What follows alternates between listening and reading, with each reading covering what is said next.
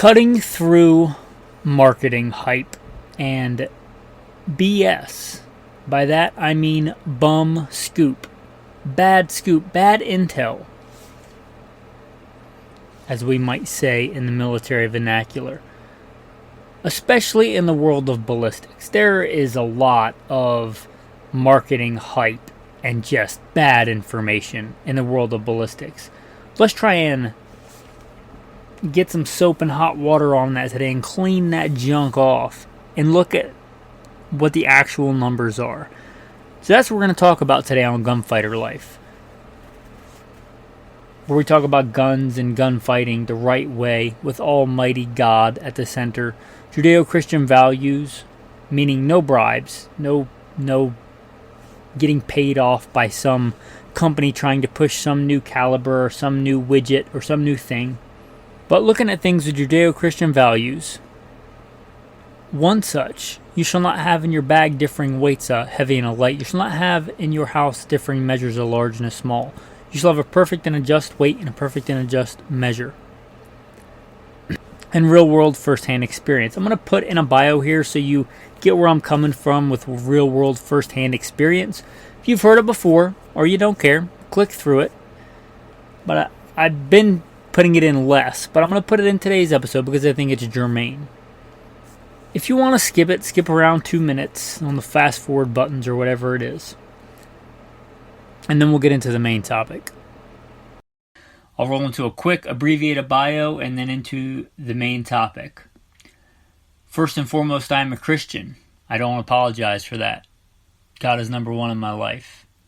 I grew up hunting and fishing in the backwoods of the southeastern United States at a very early age. Some of my earliest memories are with firearms. I joined the Marine Corps at 17, did a couple of combat tours in Iraq. By God's grace, He got me through that safely. After that, I served as a instructor, an urban warfare instructor and a desert warfare instructor for the United States Marine Corps. I also served with the LAPD, both full-time as a sworn police officer and in some more specialized assignments, as well as serving in the U.S. Army, full-time and part-time National Guard.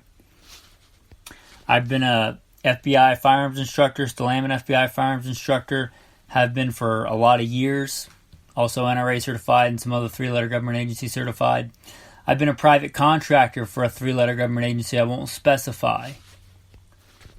I've been the commander of a tactical team in a large metropolitan area. By God's grace, He got me through all that in one piece, not because I'm better, but because He chose to have grace and mercy on me. I've been a professional hunter and guide. Professionally hunted things like buffalo and elk. Not many people today can say they've done that, but I'm blessed to be able to say that I have.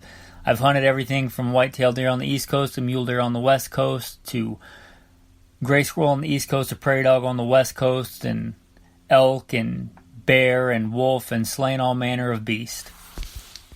A state rifle and pistol champion a few times over in a few different disciplines. Enough about me, guys. Blessed be the Lord my rock, who trains my hands for war and fingers for battle.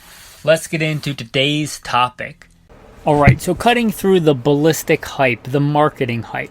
First of all, I want to be fair and honest. By the testimony of 2 or 3 witnesses, a matter is established. Double check my numbers. I could make mistakes. I could make mistakes on math. I could make mistakes fat fingering something in the ballistics calculator or looking up something wrong. So take what I say and double check it. By the mouth of 2 or 3 witnesses, a matter is established. But this recently came up in a Patreon chat. If you don't know, we have an insider chat. We talk all the time, and it's unlike here where you're just listening. It's a two-way. They can ask me questions. Hey, what about this? What about that? And the topic of ballistics came up, and one of the guys in the chat, I don't know if he wants to be mentioned, but he was really surprised at the lack of difference in different calibers. And we're talking about our favorite calibers.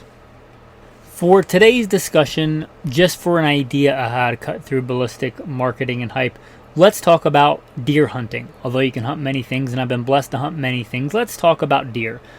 Deer and deer size game, right? Whether that be whitetail mule deer, blacktail deer, pronghorn, something in that size weight range. Medium to large game. And let's talk about what I would consider reasonable ranges. And before you get off on the long range hunting thing, if you want to do that, that's fine. That's not how I hunt. I have taken longer shots in the past, but in general, spot and stalk and still hunting and most other kinds of hunting, especially on the East Coast, when is the last time not you heard somebody did it or you want to be able to do it, but you shot a deer or even saw a deer more than 2 football fields away and were legally able to take it more than 200 yards away? For today's discussion, let's keep those parameters. Deer size game, we'll mainly focus on like 200 yards and in. And I like a 50-yard zero. I think the 100-meter zero is really antiquated.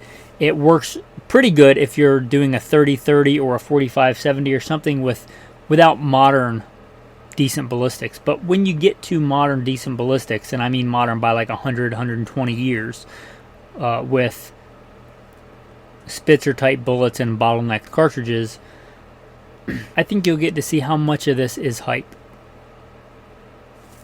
Comparing something as vanilla as the 308 Winchester to the 300 Winchester Magnum.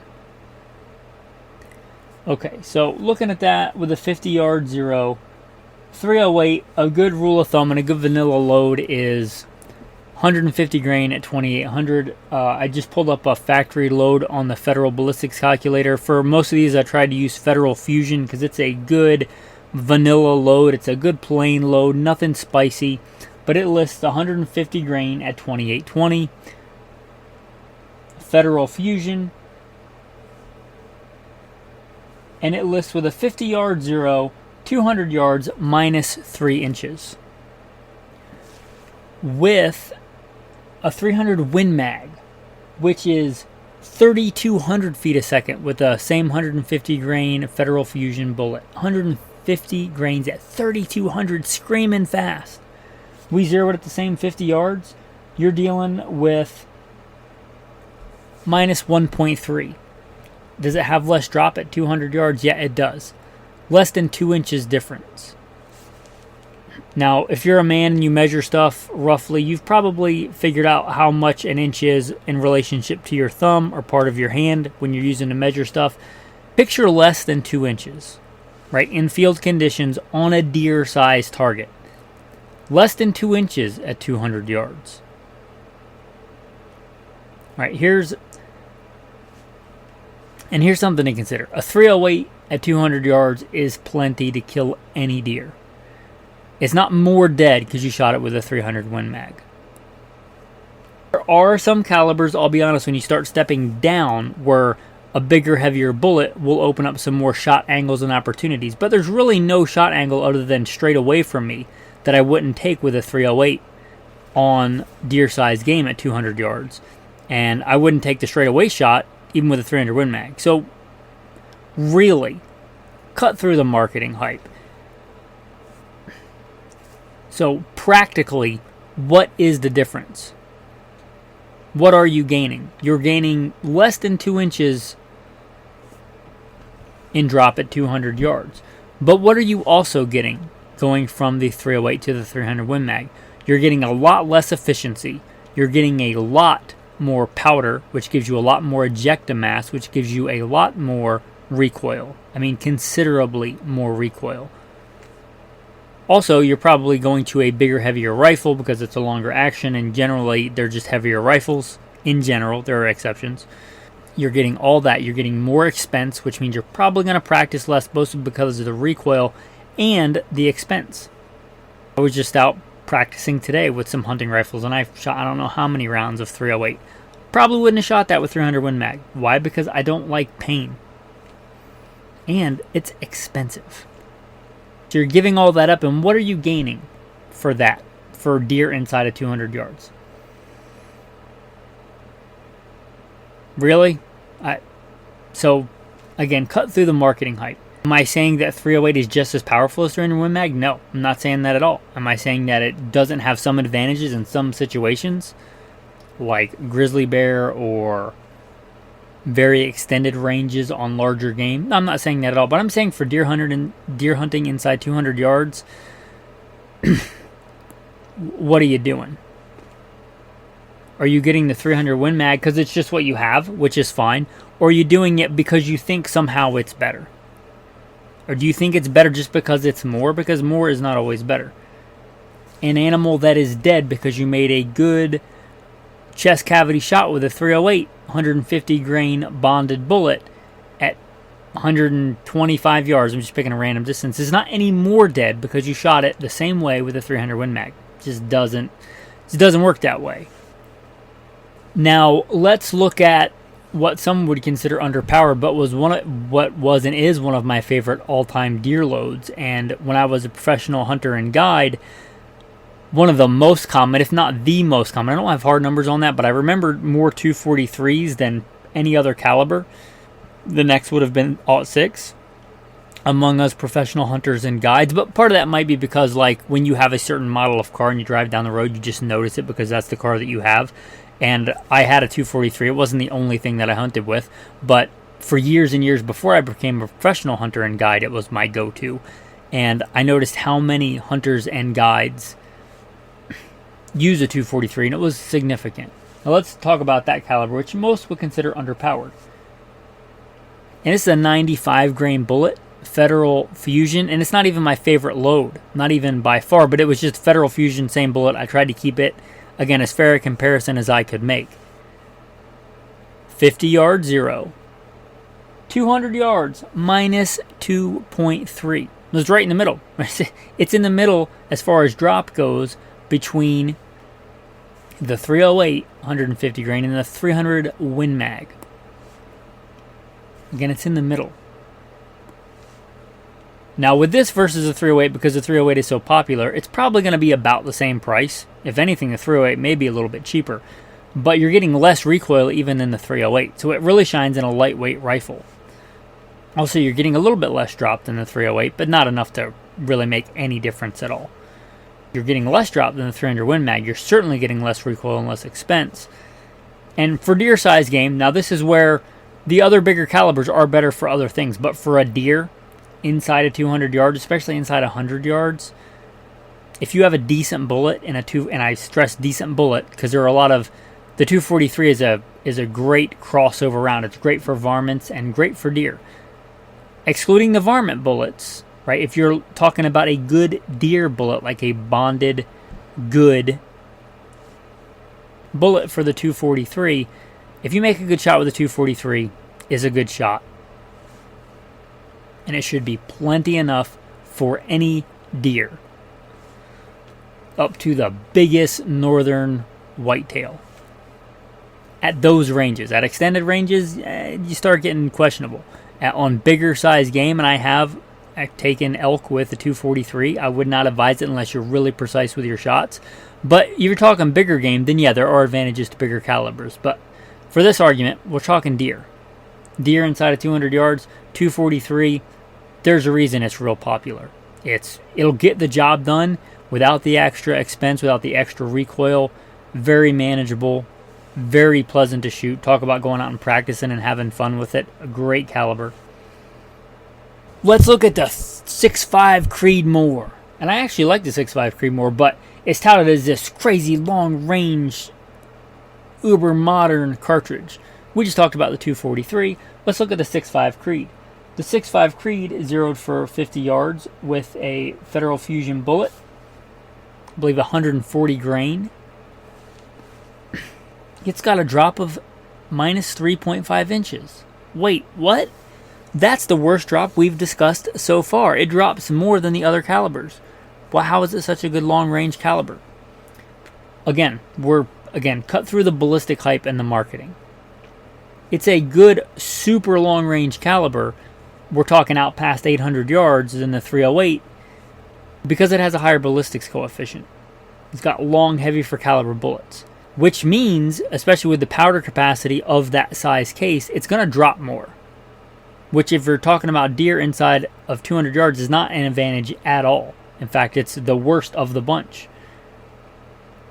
Not that it's a bad deer caliber inside 200 yards. Actually, my go-to guide rifle is a very lightweight mountain rifle in 6.5 Creedmoor that I like to shoot at reasonable ranges, and it's a fine caliber for that. The fact that it drops an extra half inch over the 308, I don't really care.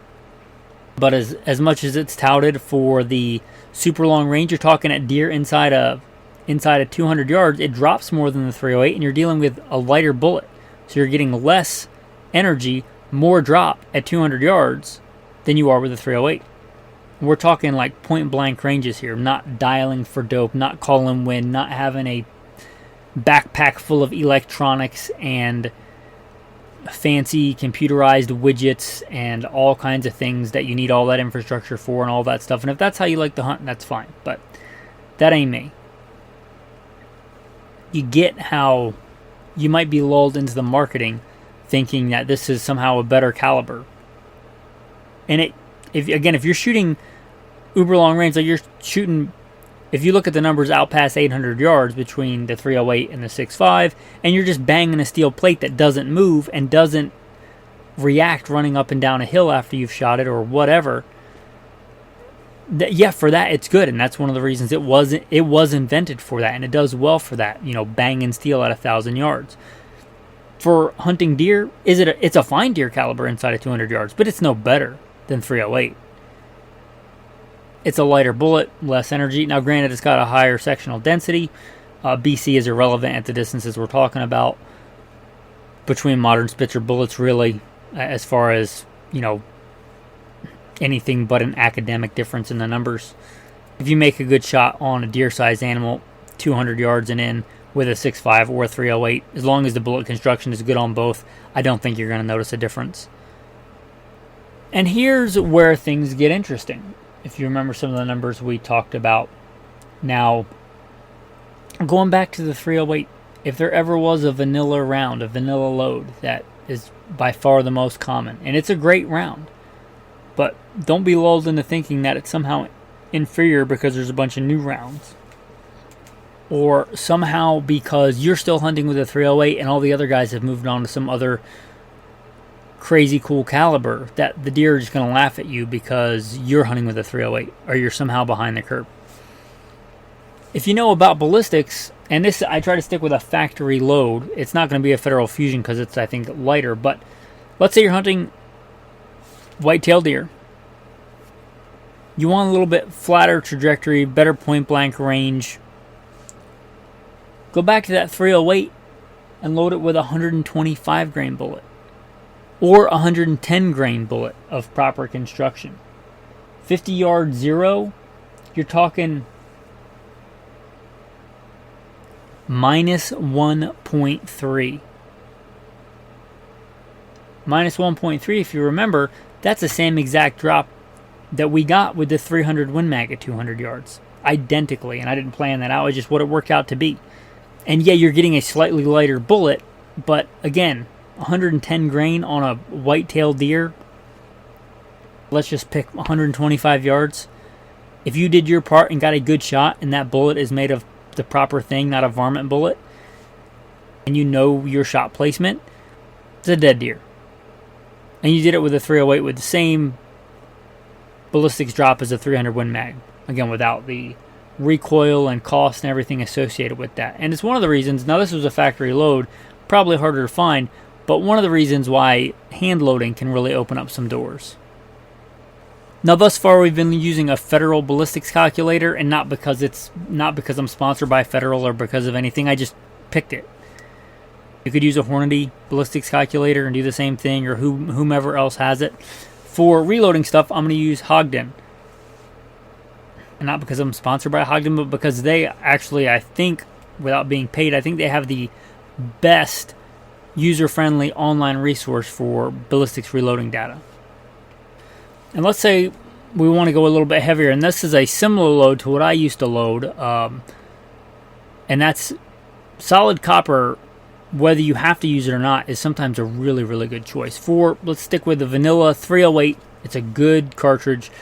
You go to 130 grain solid copper, which performs by completely different rules and will penetrate deep and is a great choice for any deer-sized animal. 130 grain. There are other brands, but Barnes, TSX, TTSX, whatever, in a 308 Now, this is published data. The first load I'm looking at the end of the spectrum here, and I'm not going to give you out load data, but this is from the Ogden site. It lists a velocity of just over 3,200 feet a second.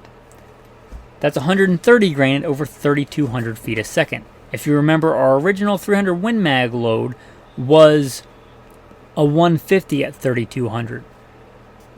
And coppers, solid coppers, again, they perform by different rules.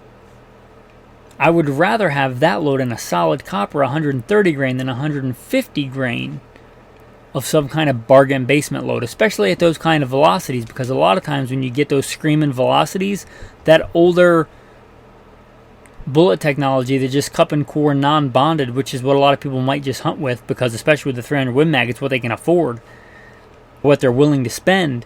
Might be better off with a 308 with solid copper, reloading it.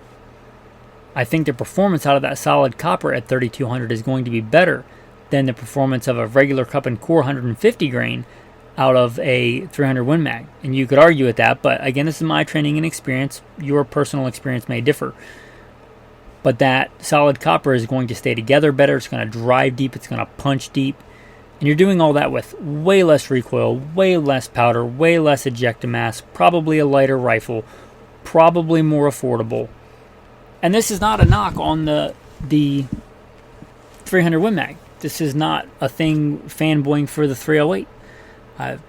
I'm not married to the 308. I've got many other calibers. Could have just as easily done 30-06.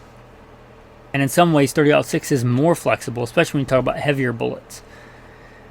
And I'm not saying you should... This is not just for people hunting deer at reasonable ranges.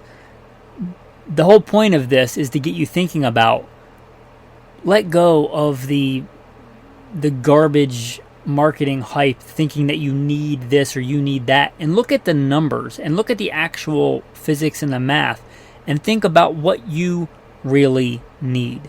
Not what somebody's telling you you need. What do you really need? What actually makes a difference? And this is coming from the Patreon chat, and this, again, do your own research and everything, but from my experience and training, I think I've seen more wounded deer-sized game with big magnums than anything else from clients. And that's not because the magnum doesn't have more power. It certainly does. And all I can do is pontificate. These are different clients, different deer. I've hunted many exotic deer too, like fallow deer and things like that when I was guiding. Now, again, here are some of my theories as to why.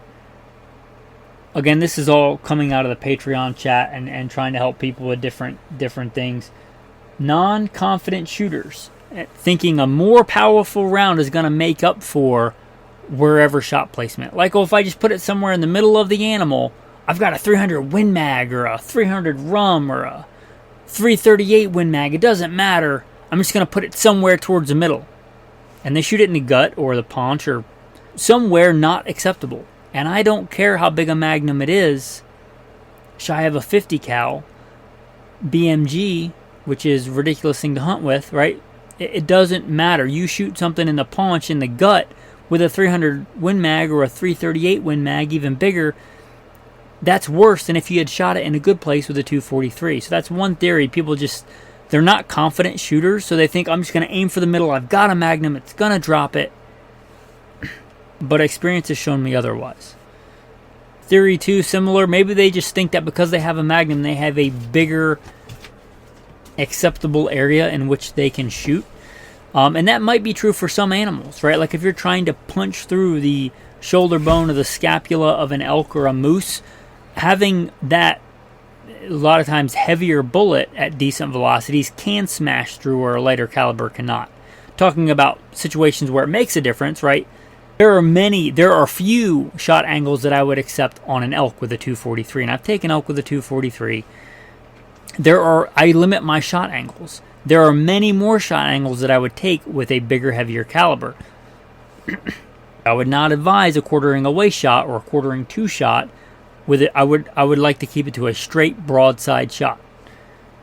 If I'm trying to punch through something like a front shoulder, I'm much more comfortable doing that with a bigger caliber. But if you, again, going back to theory 2, if you think that deer size game, that the fact that you have a Magnum gives you a bigger acceptable shooting area on that deer, I beg to differ.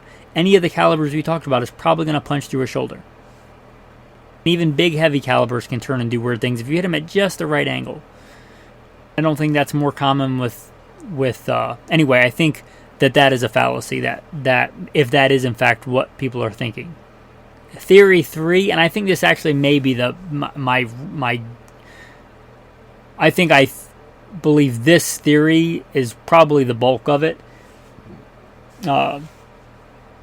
Shooting with such high recoiling rounds makes them flinch and therefore makes marksmanship suffer.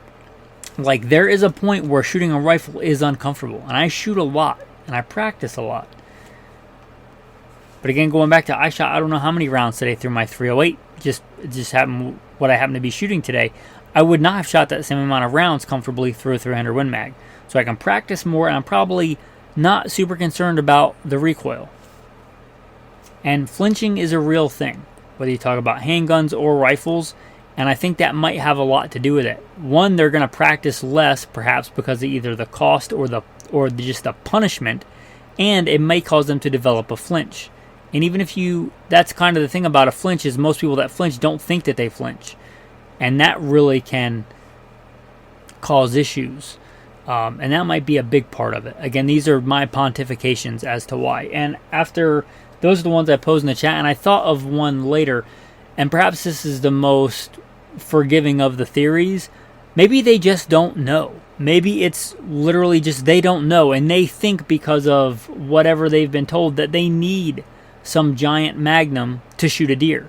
They think that more is always better, and they haven't ever felt the recoil of a high-powered rifle, and they just, on paper it looks great. On paper it looks like, oh, I'm launching a 150 grain bullet and a 150 grain bullet. Why wouldn't I launch it at 3,200 feet a second? Because on paper it looks like, well, why wouldn't I just get more?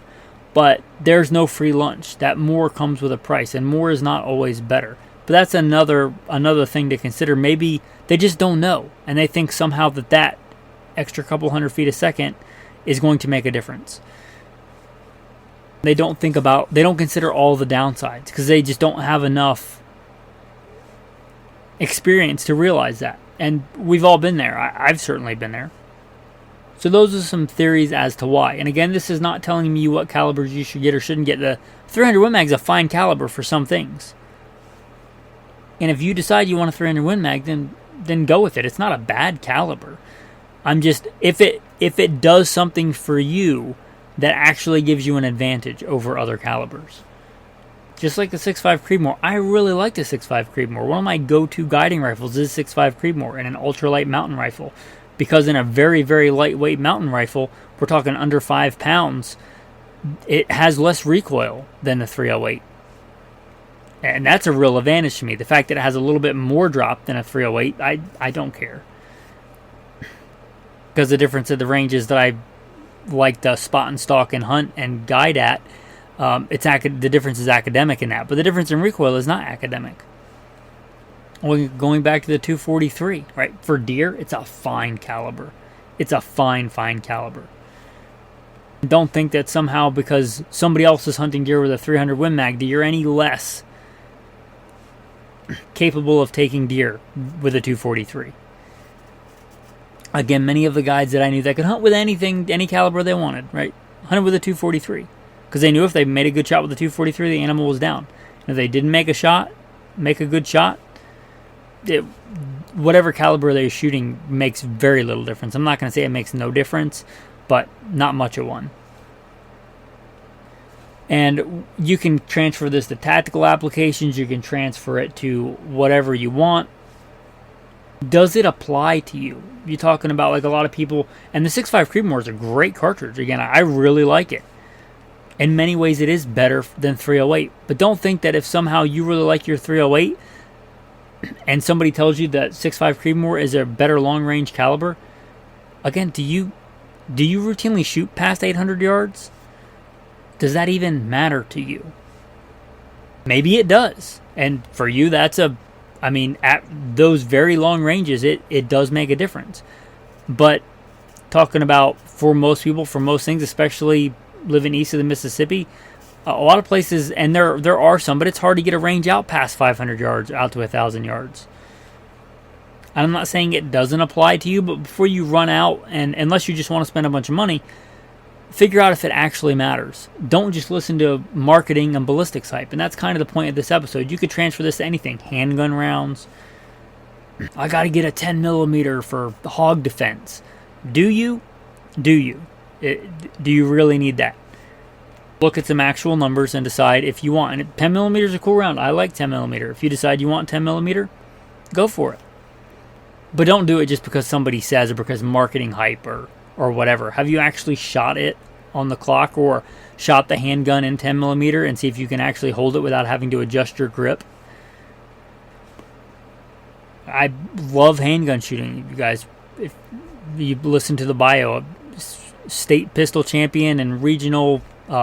Anyway, I've won a lot of shooting competitions with a handgun, right? A lot of them were steel challenge, which is like drag racing with a handgun, super fast. A little uber small 10 millimeter that's really small and compact may look on paper like a really good carry gun. So you go out and shoot it and it feels like you got kicked in the hands by a mule. And you actually try on the clock to get some follow-up shots and realize every time you shoot it, you got to re-grip the pistol because it's halfway flown out of your hand. Nothing effective about that. And I'm not saying 10 millimeter is not a good round. It's a fine round. It's a really good round. But consider if it's actually better for you. Or if it's just marketing. And part of the reason that I think is valid why people carry certain rounds is confidence. They're confident in the round. And that's great. And I totally get that's a real thing. I am 100% with you. You should be absolutely confident in your gun and your round and your bullet selection. But you should be confident based on your actual experience or real world experience, not marketing hype. Not what somebody told you to try and get you to spend money to buy more stuff. Right? Who benefits? What's the reason behind it? So have confidence for the right reasons, not because of marketing. Anyway, if you couldn't tell by this episode, there is a reason why I don't have a bunch of sponsors. I don't want to be beholden to a bunch of sponsors and tell you to buy stuff that you don't need. I'm sure if you're listening to this, you probably buy gun stuff. But buy the stuff that you need, not the stuff that's being shoved down your throat. Buy stuff that's actually better and germane for your situation. If you appreciate this content and the hopefully not bribed and bought and paid for content like you get sometimes, that's all I'm going to say, consider supporting the show because that's how it's done. I give you the content and hopefully you find value in it and you contribute, right? It's about as honest an exchange as I can make it. Whatever commercials you hear they're put in by the host, whoever hosts this, which for my case is Spreaker, I don't have any say in that. I have no idea what commercials you hear and they're tailored to whatever your phone is. We don't even hear the same commercials. But as far as like sponsored content on this show, there isn't any. If you appreciate that, support the show. Become a patron. There's a lot of insider only Patreon content on there, like I talked about going to the range today. Just one example, I did a range report, a review of things shot and how they did and different rifles and different ammo and talked about different things that you're not going to hear unless you're a patron. You miss out on that content. And there's a lot of Patreon only content. So mostly if you appreciate the show and want to support it, but also if you want some of that insider-only content, consider becoming a patron. With that, we'll start wrapping up. The tactical tip of the day. I think I've mentioned this before, and I may have mentioned it recently, but I think it really is important on this episode as a tactical tip. Look for a good, cheap, used reloading manual. I don't care what brand, it doesn't really matter. I don't care if you reload or not. Even if you don't reload, get a good, cheap reloading manual because it will teach you a lot of honest numbers about ballistics. I think even though there's a lot of great resources, like I used online ballistics calculator with factory loads and stuff, if you're like me, there's just something different about having a book, a physical, tangible paper book in your hands to flip through and bookmark and look at this page versus that page and just There's something to that. And especially if you're talking about an older reloading manual, because they come out with them every so often, different manufacturers at different intervals. Unless you really care about a brand new round that came out this year, get one that's a couple years old. Most of the modern cartridges are going to be in there. So that's a tactical tip of the day. Just find an old reloading manual. eBay, a used bookstore, whatever. It is a great resource. Tactical verse of the day. For the word of the Lord is right, and all his work is done in truth. He loves righteousness and justice. The earth is full of the goodness of the Lord. Commentary. This earth is a beautiful reflection of God's mercy and love and power. Oftentimes, if you're out shooting, you'll be outside. Not all the time. Sometimes you're inside. But if you're outside, don't be so focused on the paper and such a tiny group that you don't step back and look around. I was out shooting in the mountains in the panhandle of northern Idaho today, up in the wilderness. Plenty of public land to go shoot on. Could see as far as I'd ever want to shoot, thousands of yards. But as much as I enjoy shooting, there's something to be said for taking a step back, taking your eyes off the target and looking around at the beauty of God's creation. All the earth proclaims and testifies to the power of God, the beauty of God, and the love of God. Let us not lose sight of that. Focused on such small and trivial things. Anyway, thanks for listening, and have a blessed day.